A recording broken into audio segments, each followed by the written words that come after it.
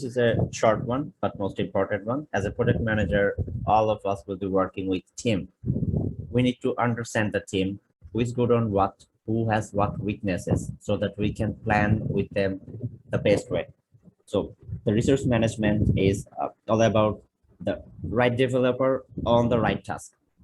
So there will be some easy tasks, there will be some complex tasks. And like you have a junior member, you have a senior member who is more expert. So you don't want to assign the easy task to the senior person, and you don't want to assign the complex one to the new one or a fresher who just joined, or like he's not good at that, not yet. So you need to understand your team by saying resource. We count or we understand the team members that we are working with. We need to understand in such a way, we need to know their skills and expertise so that we can plan and assign them the proper task. This will help to finish the task within the time frame. And side of the link we have over here, I think it will take much time, and I think we explained it. It will explain the same thing. It's about the doc that we maintain.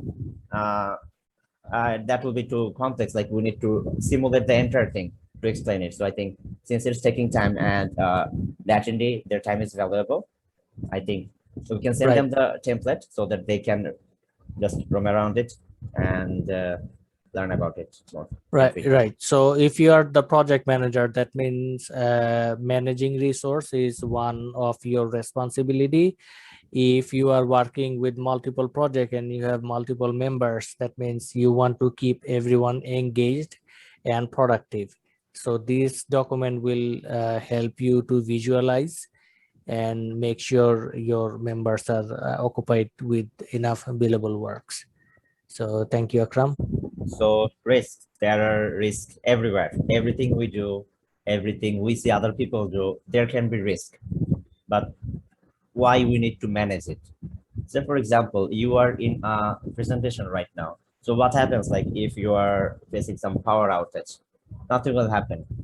One member will go away, but it will not create any impact. But once we promise a client that we will be delivering this project next week, and the team I'm working with, 3 of them is facing power outage, or 1 of them or 2 of them called in sick, or there are some natural disaster, in that case, I will be definitely failing on my promise.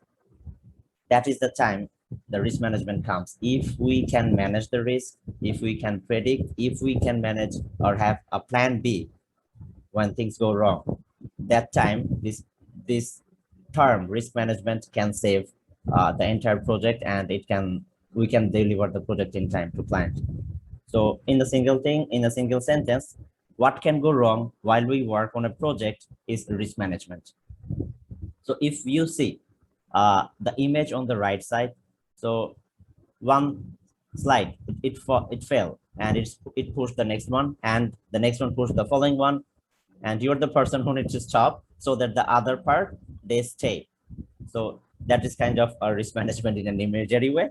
So what it is, if we read, what we will see that risk management is a practice of identifying, evaluating, and preventing or mitigating risk to a project that have the potential to impact the desired outcomes. So the desired outcomes, you all know, like we want to deliver it on time, we want to deliver the product that client expected, and definitely what we promised within the budget, of course.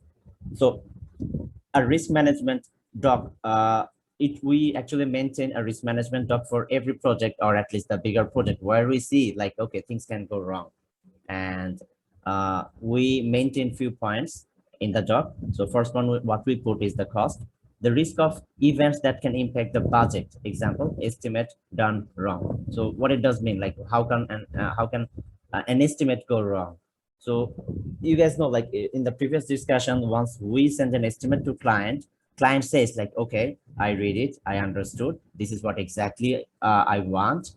And if the points are clear, mutually you are agreeing on a single product that, or a single set of requirements, that is the time we can eliminate the estimate was done wrong. So if an estimate is wrong, that is kind of our, like we are setting a wrong direction for a travel. We need to go south, we're going north.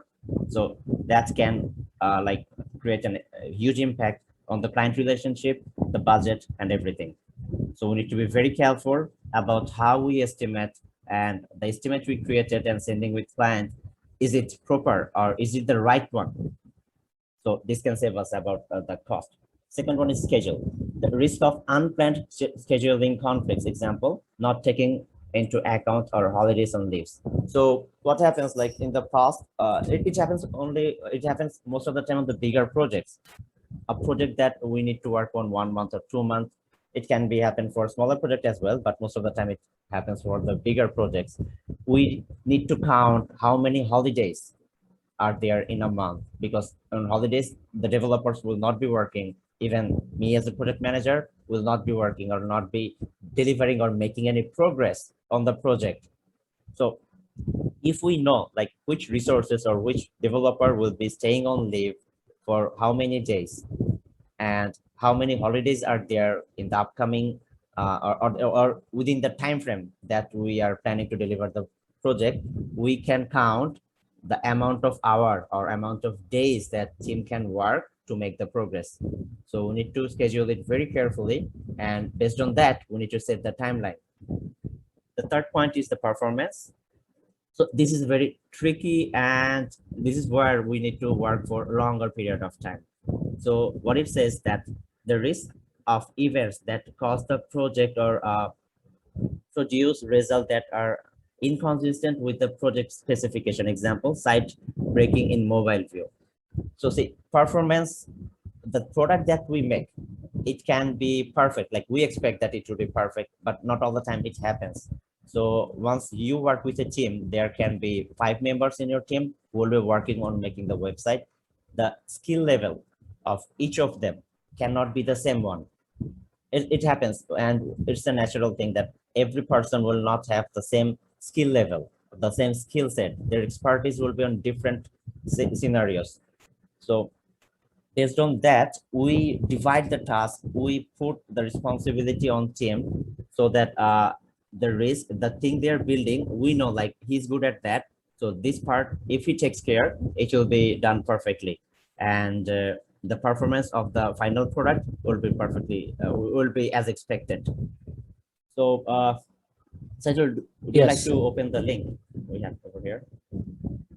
It's like how we handle, like these are unpredictable things, like things can go wrong, we don't know what will be happening, but what we try to measure is if you see the columns, that possible risk, B column says areas of risk, C column risk probability, risk impact, and risk value.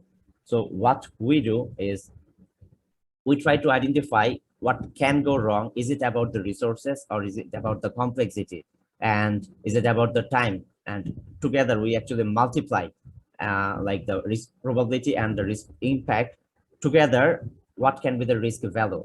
It's a bit like calculation, like we are trying to uh, assume what can be the risk for a project, what can go wrong, and if it goes wrong, what will be the impact ratio, and what exactly we can do to mitigate it or to solve it.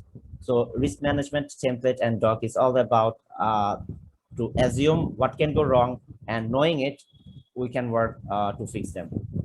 Yeah, thank you, Akram. So it's about identifying the possible bottlenecks before the project starts, so you can have alternative plan, and it shouldn't have any impact on your delivery. Thank you.